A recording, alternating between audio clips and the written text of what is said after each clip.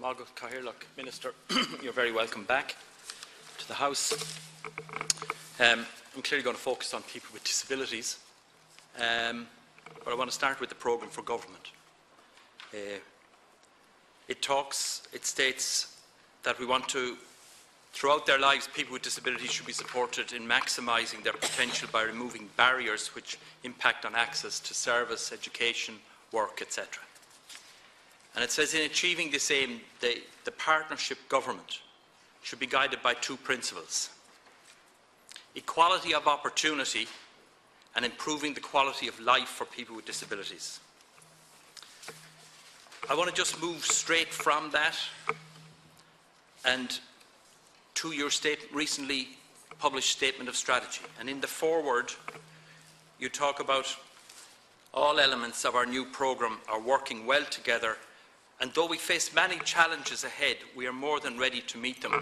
I have no sense that the challenges to have an accessible public transport system for people with disabilities and mobility impairment across this country is reflected in that statement of strategy.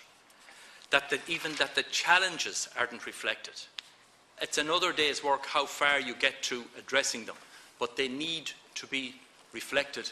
And to use, you've spoken about the Rugby World Cup, but to use a different sporting analogy, you have to face the puck out, and I don't see that happening in the work of your department. In the second paragraph it says safety, accessibility and sustainability will be very much part of these plans.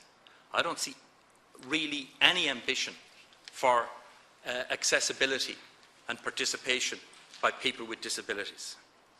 There's no reference in your 22 pages in your statement of strategy to the ratification or implementation of the UN Convention, which is a major commitment and ambition in the programme for government. Let me move towards the end of the statement of strategy. You have two commitments in relation to disability. We will invest to make more public transport services. We'll invest to make public transport services more accessible for people with disabilities. Examples of such investment includes increased wheelchair access to buses and train stations, bus fleet enhancement and audio announcement on trains and bus services to aid the visually impaired. When are we going to, and how soon are we going to see the details of what's going to be done here and when it's going to be done? And I want to move in a minute to the chronic issues that are there for people today. It also commits, we will also introduce a provision whereby taxi companies who wish to bid for state procurement contracts must ensure that a minimum of 10% of their fleet is wheelchair accessible. It's 9 months since that was written in the programme for government. We are well into the game.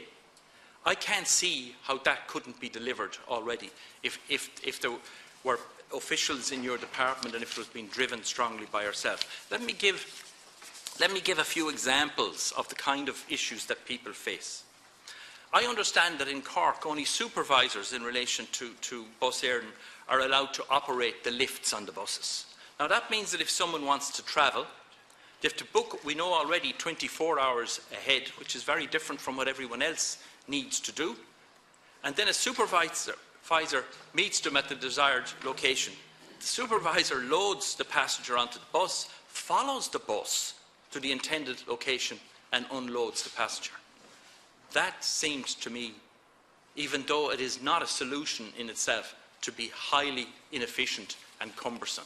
I can't see any reason why drivers can't be trained to be able to do those functions. If they're competent enough to drive a bus with 50, 60, 80, 100 people on it, surely to God they can be competent to be trained to operate a lift on those buses. Why is it that only Dublin Bus have integrated assistive technology on their buses for both visually and hearing impaired passengers throughout their fleet? The point I've made before, that would seem to suggest that there's one standard, as I have said before, for the Pale and another for the rest of the country. These are real issues for people. There's a huge proportion of the Bus Éireann fleet that have nothing to aid both visually and hearing impaired passenger in order to have an independent journey. This is about people being able to independently move from A to B and get on with their business.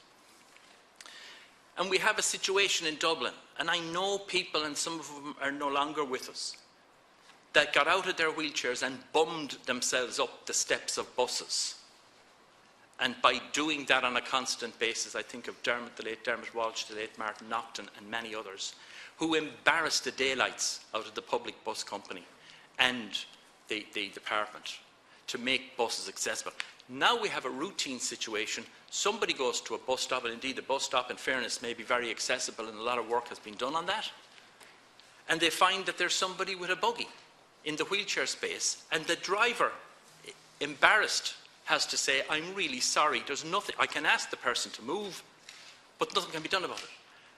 Minister, something can be done about it, and something needs to be done about it. I'm not saying you don't facilitate other people. Those spaces were fought and hard fought for people in wheelchairs and mobility impairments. And they need to be protected spaces. No one is saying if they're not using them, they can't be used for others. Absolutely not. But these are the kind of issues that we have. And let me come back just to wrap up. The Rugby World Cup. And like anyone else, I'll absolutely hope we're successful in our bid. But I'm not too sure that rugby fans that have mobility impairments and disabilities from around the different parts of Ireland would be able to get to those matches independently using public transport. And if they can't, any people who come here as tourists that we'll be attracting won't be able to either. Look, Minister, people with disabilities and their families are not happy about the way things are. There was an ambition and a commitment in the programme for government to do something about this. That needs to be cracked on with. I don't see the ambition. Maybe it's subliminal, maybe it's there. I don't see it in this.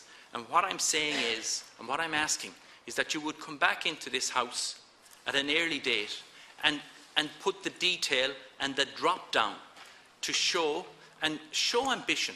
The end of 17, by the end of 18, by the end of 19, and sure, maybe by the end of 20. There's a lot of life still in this administration, and it has to deliver also for those people. Thank you very much. Thank you, Senator Dolan.